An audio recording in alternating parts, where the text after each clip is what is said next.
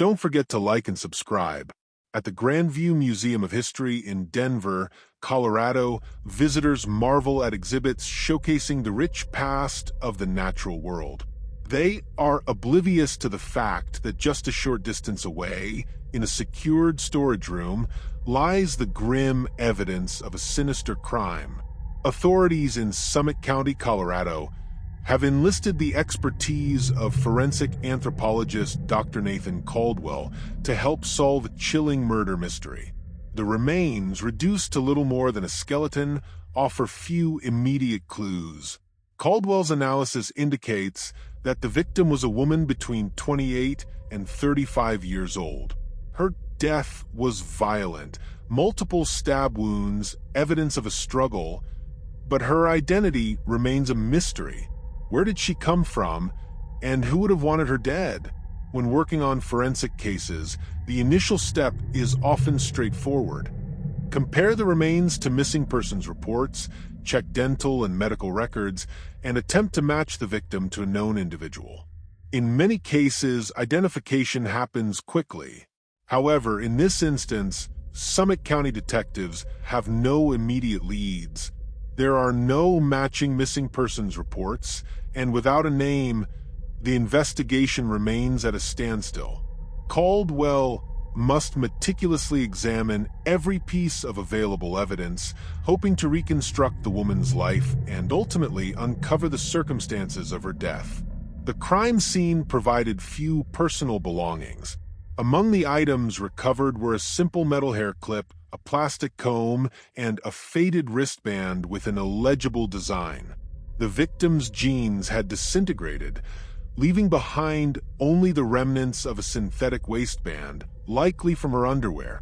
A pair of lightweight slip-on shoes suggests she was dressed for warm weather at the time of her murder.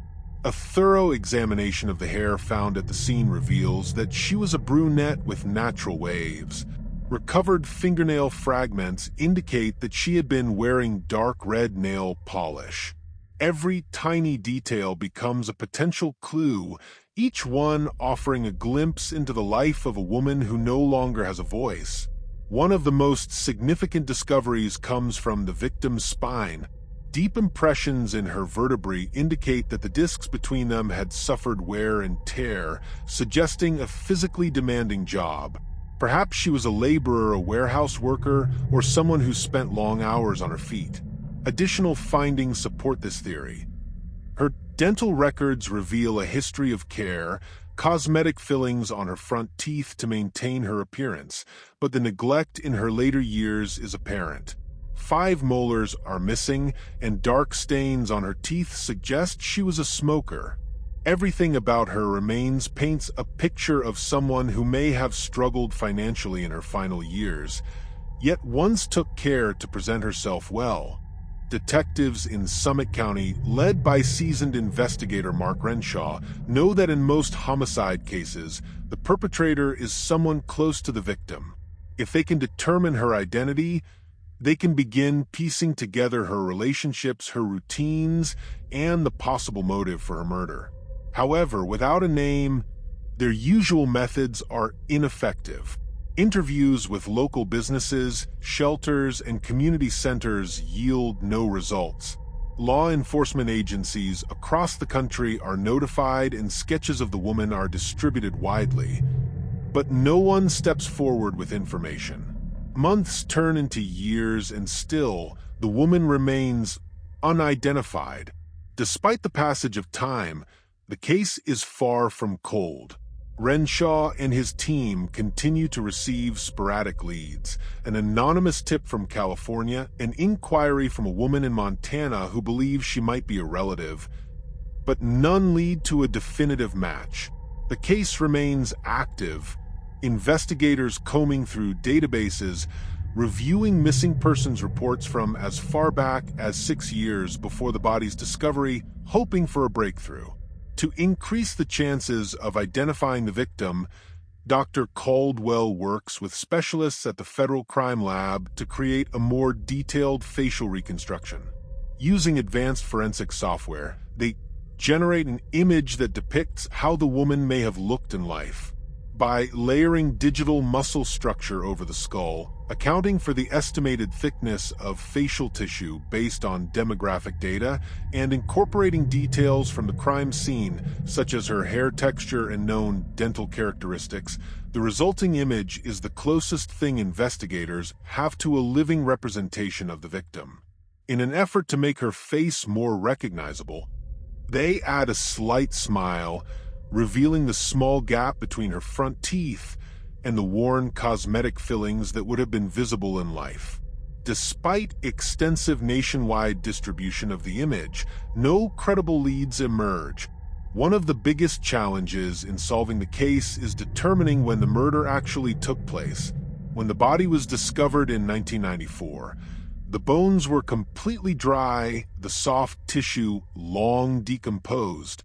This suggests the victim had been deceased for at least a year and a half, possibly much longer. One of the few datable items found at the scene was a coin in her pocket, minted in 1981.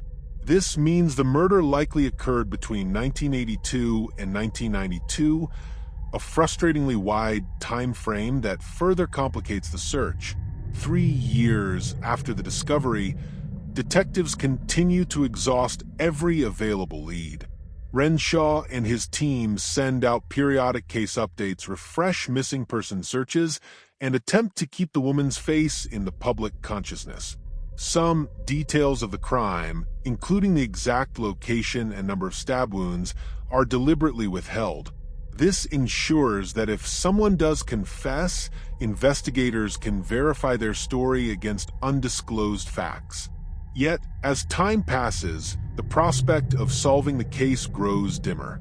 Even as new cases demand their attention, detectives in Summit County refuse to let this woman become just another forgotten victim.